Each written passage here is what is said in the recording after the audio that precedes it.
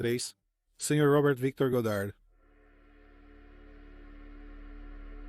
Muitos chamados viajantes do tempo têm reputações que muitas vezes não resistem ao escrutínio. Mas esse não é o caso com o Sr. Robert Victor Goddard. Esse senhor, como comandante da Ordem do Império Britânico, um cavaleiro da Ordem do Banho e o comodoro-chefe do Estado-Maior da Força Aérea Real da Nova Zelândia. Poucos não levariam a palavra do Sr. Robert a sério. Em 1935, quando Goddard retornou à base após uma missão com uma história incrível, ele decidiu não testar essa suposição. Sua missão era avaliar a condição de um antigo aeródromo da Primeira Guerra Mundial, em Edimburgo, Escócia, e logo estaria concluído. Ao pousar seu biplano entre vacas pastando e cercas de arame farpado, o dardo foi rápido em concluir que o aeródromo superlotado não estava em condições de receber aviões, então ele se acomodou de volta no cockpit do seu biplano Hawker Hart para o voo de volta para a Inglaterra. E foi quando a tempestade chegou. Ventos ferozes e chuva torrencial atingiram Goddard em seu cockpit aberto. A tempestade o forçou a retornar àquele aeródromo escocês decadente. Mas quando o piloto fez sua aproximação, ele ficou chocado com o que viu. A pista de pouso dilapidada, o hangar superlotado e o gado pastando haviam desaparecido. Do seu ponto de vantagem, a 100 pés de altura, Goddard observou uma base aérea totalmente operacional, equipada e blindada. Verificando seus instrumentos, Goddard sabia que este era o local exato do campo de aviação superlotado. Quando o sol emergiu das nuvens de tempestade, Goddard pôde enxergar melhor. Mas aqueles céus limpos apenas serviram para aumentar ainda mais a sua confusão. Lá embaixo, na pista de asfalto fresco, Goddard podia ver claramente um punhado de mecânicos ocupados trabalhando em aviões, vestindo macacões azuis. Estranho, pensou Goddard. Os uniformes padrão dos mecânicos eram caqui, não azul. Mais estranho ainda, os mecânicos consertavam um tipo de avião que Goddard jamais vira. Em vez das duas asas padrão comuns na Primeira Guerra Mundial, este avião tinha apenas uma asa. Mesmo com anos de experiência e autorização secreta de alto nível, Goddard nunca vira algo parecido. Ele teve mais uma observação estranha enquanto voava sobre o aeródromo. Todos os aviões na pista abaixo estavam pintados de amarelo. Ele tinha 1935 regulamentos militares britânicos, exigindo que os aviões fossem pintados de prata para camuflagem. O que estava acontecendo? Perplexo e atento ao medidor de combustível, Goddard voou de volta para a Inglaterra, onde ele mencionou sua missão em comum a um amigo de confiança, que o olhou como se ele tivesse crescido um terceiro olho. Goddard então decidiu manter a experiência para si. 4 anos depois, em 1939, Goddard quase havia esquecido sua turbulenta viagem a Edimburgo, até ser designado para um voo à base aérea de Durham. Onde fica isso? Goddard perguntou ao superior. Edimburgo, Escócia, responde o comandante. Goddard está confuso, tendo relatado 4 anos antes sobre seu estado deplorável. Quando o comandante informa a Goddard que foi reconstruído e agora está em pleno funcionamento, Goddard, ao voltar para a Escócia, fica surpreso ao ver o asfalto do tambor cheio de aviões, todos pintados de amarelo. A cor, segundo um mecânico, é uma nova tinta primer utilizada para evitar corrosão. É então que Goddard percebe o macacão do homem. Eles são azuis. Eles foram distribuídos a todos os mecânicos da Força Aérea Real no ano passado. Ele é informado. Mas o que deixa Goddard mais chocado é a visão de um avião em particular. É um monoplano, assim chamado por ter uma asa em vez de 2 e 2 cockpits em vez de um. É o Mille Magister Mark I, diz o mecânico. É um avião que Robert Victor Goddard nunca viu antes, até que ele se lembra que viu. Como comandante de ala, Goddard possuía uma memória enciclopédica sobre aviões. Ele consegue lembrar o nome, capacidades e história de qualquer avião, inimigo ou aliado. Lembro de ver um desses em 1935, diz Goddard. Impossível, responde o mecânico. Não foi inventado até 1938. Abalado com a resposta, Goddard olha para a base aérea escocesa ao redor. Mecânicos em macacões azuis trabalhando em aviões amarelos, incluindo um modelo desconhecido. Então Goddard olha para o céu e se pergunta se alguma versão mais jovem dele está olhando para ele mesmo do passado. Número 2. O doutor exemplo Moon Edward Carson estava se sentindo mal. Um político de carreira celebrada, ele era um amigo pessoal do primeiro-ministro britânico Winston Churchill e detentor do título de Barão e mais tarde Lord Carson. Mas aos 81 anos de idade, o tempo finalmente estava começando a alcançar o Sir Edward. E é por isso que em um dia frio e úmido de setembro de 1935, a preocupada esposa de Carson, Ruby, finalmente decidiu chamar um médico. O Dr. Exemplo Moon, por sua vez, era um dos médicos mais renomados de seu tempo. O Dr. Moon era tão bem sucedido que possuía um dos poucos automóveis em Kent, Inglaterra, e é este carro, um Armstrong Siddeley, que o Dr. Moon dirige até a casa de Sir Edward Carson em um dia de outono, em 1935. Moon estaciona seu carro na rua de paralelepípedos fora da propriedade de Carson, cuidando para não arranhar a porta nos arbustos ao longo do meio-fio. Então ele entra para examinar o paciente. Dr. Moon recomenda a Carson repouso na cama e o uso de pronto-céu. Há mais que pode ser feito, pensa Dr. Moon. Apenas um velho ficando mais velho. Ainda assim, antes de partir para a viagem de volta para casa, Dr. Moon instrui a enfermeira de Carson. Mantenha o ânimo dele, ele diz a ela, e telegrafe se as coisas piorarem. E com esse conselho, Dr. Moon se despede, desce as escadas e sai para a rua. Droga, ele se lembra. Esqueci de escrever a receita e... É então que o Dr. Moon olha para seu confiável Armstrong, para descobrir que o veículo desapareceu. Roubado, ele pensa, droga. Porém, antes que o Dr. Moon possa considerar chamar a polícia, a situação se torna ainda mais bizarra. Não apenas o carro do bom doutor se foi, como também as sebes. As moitas que ele tanto evitou arranhar a porta. As que ficam junto ao meio-fio. Porém, o meio-fio também desapareceu. Nem a rua de paralelepípedos com o meio-fio. Diante de seus olhos, a rua de terra transformou-se em lama neste úmido dia de setembro. Dr. Moon fica desorientado. Seus pensamentos alternam entre a prescrição esquecida, seu carro e o que ele observa.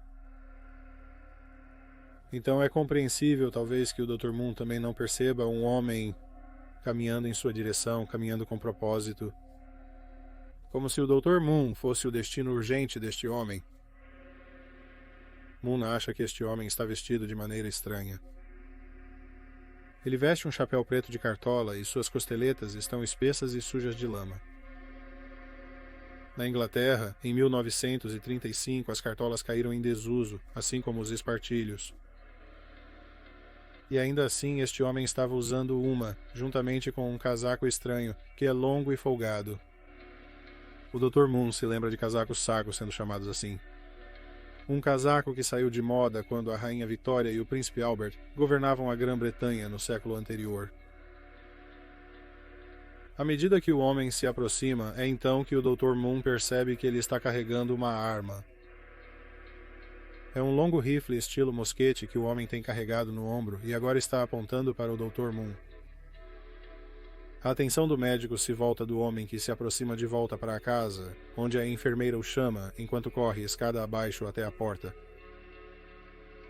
A enfermeira pergunta ao seu empregador sobre a prescrição do pronto-céu. Claro, mas enquanto o Dr. Moon se orienta, ele olha de volta para a rua, onde seu carro, os arbustos e a rua de paralelepípedos retornaram. Exatamente como ele se lembrava deles. E o homem com o rifle também se foi. Estranho, o Dr. Min pensa, muito estranho mesmo. Um mês depois, o Dr. Min recebe a notícia de que Sir Edward Carson faleceu de velhice. 81 anos, pensa o médico, depressivo por ter vivido tanto tempo nesta época. O jornal afirmou que o honorável Sir Lord Edward Carson havia nascido em 1854. Estranho, 54, pensa o Dr. Moon. 1854 foi bem na época dos casacos de saco e rifles, estilo mosquete e cartolas. Estranho, de fato. Número 1. O Homem de Terred. O agente de alfândega no balcão do aeroporto está encharcado de suor. É um julho escaldante em Tóquio, Japão, e o número de viajantes internacionais quadruplicou desde os Estados Unidos da América terminou a ocupação. Afinal, estamos em 1954 e o Japão está, mais uma vez, aberto para negócios. Olhando para a fila de passageiros, o agente pensa consigo mesmo: os negócios devem estar prosperando. O agente toma um pouco de água, enxuga a testa e chama a próxima pessoa na longa fila. De onde você vem? Ele pergunta ao homem em japonês. O próximo homem na fila é caucasiano. Ele também está pálido como um fantasma e confuso. Ele usa um terno amarrotado, sem bagagem, observando o ambiente ao redor desanimado. O homem gagueja em francês. O agente tenta acalmá-lo com um pouco de francês que sabe. Mas o homem rapidamente muda para o japonês e fala fluentemente. Onde é este lugar? Ele pergunta atordoado. Desconfiado, o agente acena para um segurança próximo. Este é o aeroporto de Haneda. Posso ver seu passaporte? Enquanto o guarda se aproxima, o homem estranho coloca seu passaporte no balcão. O agente da alfândega o examina. Agora ele é quem está confuso. O agente já viu todos os passaportes que existem, mas nunca ouviu falar do país emissor deste passaporte, um lugar chamado Terred. Onde fica isso? O homem oferece ao agente um olhar intrigado e explica que Terred fica na fronteira da Espanha e França, entre Barcelona e Toulouse. Agora o agente fica desconfiado. Isso não é, como ele pensou, um país do Oriente Médio em formação. A guerra pode ter mudado parte da geografia do mundo, mas não tanto assim. O segurança pede ao homem que venha com ele para resolver isso. Em uma sala dos fundos úmida e abafada, o homem de Tourette's senta-se em uma cadeira de metal, completamente perplexo. O guarda entra e coloca um longo cilindro na mesa. Ao desenrolá-lo, revela-se um mapa da Europa. O guarda pede ao homem que aponte seu país de origem no mapa. Sem pensar duas vezes, o homem crava o dedo na fronteira entre a França e a Espanha. Então, você é de Andorra? Pergunta o guarda. Chocado, o homem levanta o dedo para ler o mapa sob ele. Seus olhos procuram por um país que não está lá. Isso é onde deveria estar Tourette, ele explica irritado. Ele nasceu lá e foi criado lá. Ele bate o dedo na mesa para enfatizar, exatamente neste lugar. Ele nunca ouviu falar de Andorra. O homem alcança o bolso do seu terno, fazendo o segurança pegar seu cacetete. Mas o homem só remove uma carteira, e ele despeja o conteúdo na mesa de metal. Dinheiro de vários países cai em uma pilha, seguido por um talão de cheques. Por fim, o homem enfia uma carteira de motorista embaixo do nariz do guarda. Veja, também é emitido pelo país de Turan. Pois é. O guarda pega o dinheiro, talão de cheques, passaporte e licença e se vira para sair. De que ano é este mapa? Pergunta o homem, confuso e irritado. O segurança não diz nada e fecha a porta ao sair da sala. Depois, o agente aduaneiro vai ao escritório de imigração e vê o segurança falando ao telefone. Ele aguarda o guarda finalizar a ligação, lendo a capa do talão de cheques do homem. O homem no talão de cheques não existe. Eles verificaram 2 vezes e têm certeza. O guarda agradece a pessoa ao telefone e desliga. Você o prendeu? O agente pergunta. Estar confuso não é um crime, o guarda responde. Mas e se ele for um espião? Em 1954, a Segunda Guerra Mundial pode ter acabado, mas a Guerra Fria está a todo vapor. O segurança dá de ombros. Amanhã ele contatará o escritório de pesquisa. É a versão japonesa da Agência Central de Inteligência e eles saberão como agir. Até então, ele deterá o homem em um hotel próximo com vigias armados. O segurança guarda o passaporte e os documentos do homem em sua gaveta e a tranca. Enquanto o homem de Tourette é escoltado para um quarto de hotel em um arranha-céu, ele se sente confuso, mas agradecido pelo ar-condicionado vindo de dentro. O guarda diz ao homem que talvez uma boa noite de sono ajude a esclarecer a confusão. Então, o guarda de segurança fecha a porta para o homem de Tourette e nunca mais o vê novamente. No dia seguinte, o guarda encontra o vigia ainda posicionado na porta. Uma noite tranquila, segundo relatos, ele ficou em seu quarto. Ao abrir a porta do quarto de hotel, o guarda se choca ao descobrir que o homem sumiu. Ele espreita pela janela do hotel, não há varandas no 30º andar. Uma busca mais ampla não encontra evidências ou sinais do homem. Agentes do escritório de pesquisa chegam para interrogar o homem. O guarda está perdido. Ele explica o que aconteceu e destranca a gaveta para mostrar os papéis do homem. Mas os papéis também desapareceram, sumiram como se no ar fino. O homem de Tered permanece um mistério após 70 anos. Há algumas especulações de que o homem possivelmente seja do futuro. Mas daqui a 70 anos ou mais, algo acontecerá na Europa, algo que mudará fronteiras e renomeará países, criando um país chamado Tered. Talvez. Só o tempo dirá.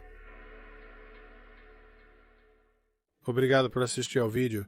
Esperamos que você tenha achado interessante. Se você achou interessante, certifique-se de se inscrever. Novo vídeo sobre o paranormal semanalmente. Se você descobriu este canal agora, confira também o nosso outro canal, Criminally Listed. Temos mais de 325 vídeos com histórias de crimes estranhos, porém reais. Você pode encontrá-lo em youtube.com/criminallylisted. Temos também um podcast sobre casos não resolvidos que foram solucionados, chamado Criminally Listed Presents Into the Killing. Você pode encontrá-lo no Stitcher, Spotify, Amazon Music e onde mais houver ótimos podcasts. Mas é tudo por hoje. Obrigado novamente por assistir.